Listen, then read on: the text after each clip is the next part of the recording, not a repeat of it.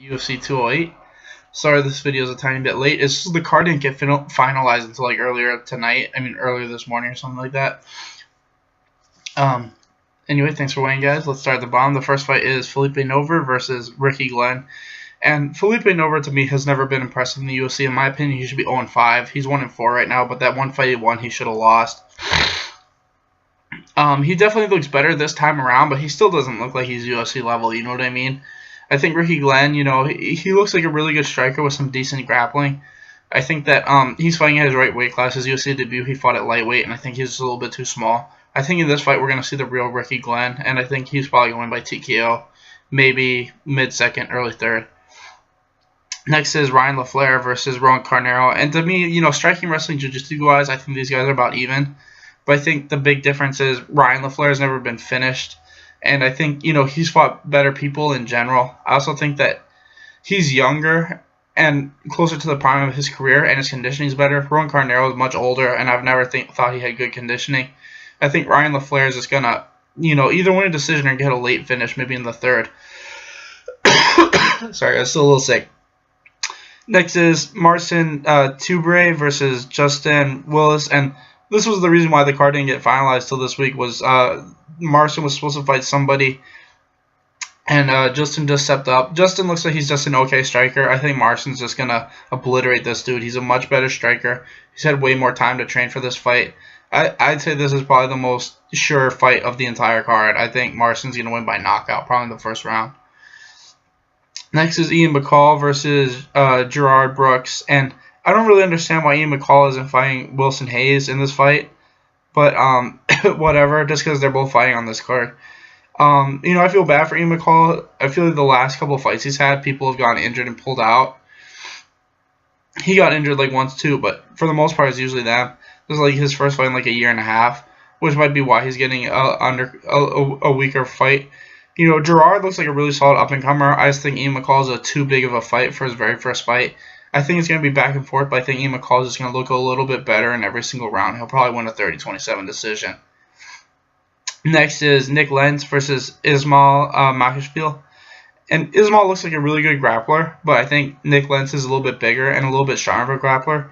I think striking-wise, these guys are about even too. But I just feel like Nick Lentz has fought the better people throughout the course of his career, and I think the experience is going to give him the edge. I think he's probably going to win a decision. I think he'll be back and forth, but like I said, I think Nick, his size and experience is going to give him the win.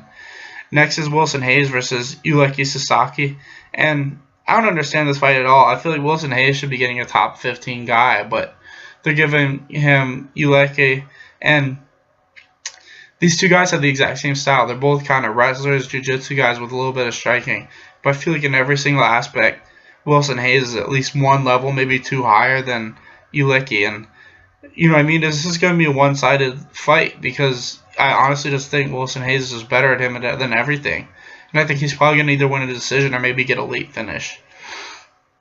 Next is Randy Brown versus Belal Muhammad, and Belal Muhammad, you know, he's a decent fighter, but he has like no chin.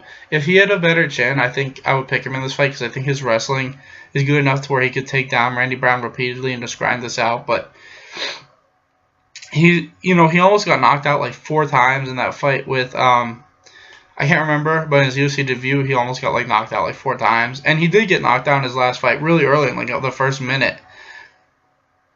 It's such a shame because he's such a strong wrestler with pretty decent technical striking, but I just feel like he has no chin. I think sooner or later, Randy Brown's going to clip him with a big shot and knock him out.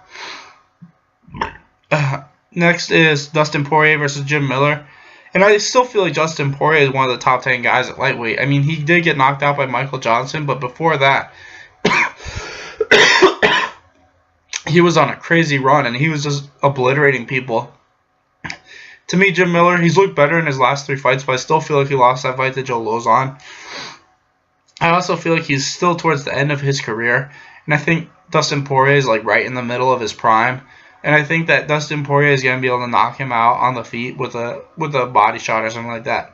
I just think his volume's better at this point. I think that Dustin Poirier's grappling, both on top and on bottom, is a little bit better right now just because he's younger and he's faster in general. I think that, like I said, he'll probably get a knockout maybe in the second round with like a TKO to the body or something. Next is Glover Teixeira versus Jared Cormier.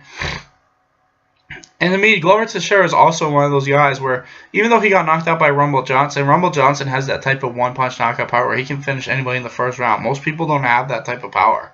If you look at Glover's record in the UFC, his record was like 9-2 going into that fight. You know what I mean? He's been running through most of the people he fights. And he's beaten a lot of good people. I feel like it's just that, you know, he just got caught early by a guy with really good one-punch knockout power. I don't feel like Jared Cormier is on his level. I think Jared's just got some pretty decent striking and above average takedown offense and defense. But I think Glover is going to be able to kind of do what Anthony did to him. I think he'll be able to close the distance and hit him with a big punch and knock him out. I think it's probably going to be a first-round KO win for Glover. Next is Jacare Souza versus Tim Boetsch. And Tim Boetsch has the ability to beat anybody in the first round, in my opinion. I feel like he's got the power and the overall striking ability to do it. But he gets really tired the later the fight goes, and I feel like that's what's going to happen. I think Jacare is going to be able to turn this into kind of a grappling fight and just wear Tim Boetsch down, and probably eventually in the second round, Boetsch will start to get tired, and Jacare will just be able to take his back or something and win by rear naked choke or something like that.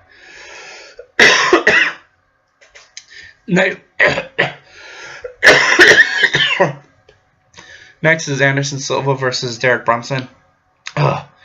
And I still feel like Anderson Silva is a decent fighter. I feel like he should have won that fight against Michael Bisping. I thought he knocked him out in that third round, and then they just kind of let it go.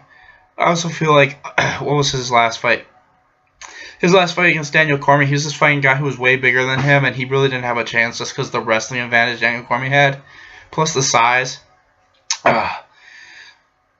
I feel like in this fight, they're much closer size-wise, and I think Derek Brunson's not as good of a striker as Anderson is. I feel like Derek Brunson, he just kind of wings wild shots, and that's not a good thing against Anderson Silva. I think Anderson's going to be able to counter him and probably win by first or second round knockout. Whew, sorry guys, I'm starting to fade a little bit, but let me try to finish this as quick as I can. Next is Holly Holm versus Jermaine de Grandamine. And Jermaine's a really good striker, just like Holly Holm, but she's got that forward tie style, which I think is going to play into Holly Holm's hands. I think she's going to forward pressure her, and Holly Holm's just going to be able to counter shot her the whole fight. I think Holly Holm stylistically is just a good matchup for her. I also think she's just way bigger than her and longer, and she'll be able to keep her on the outside when she's rushing in. And I just think Holly Holm's probably going to win the decision. Anyway, thanks for watching, guys. Please like and subscribe.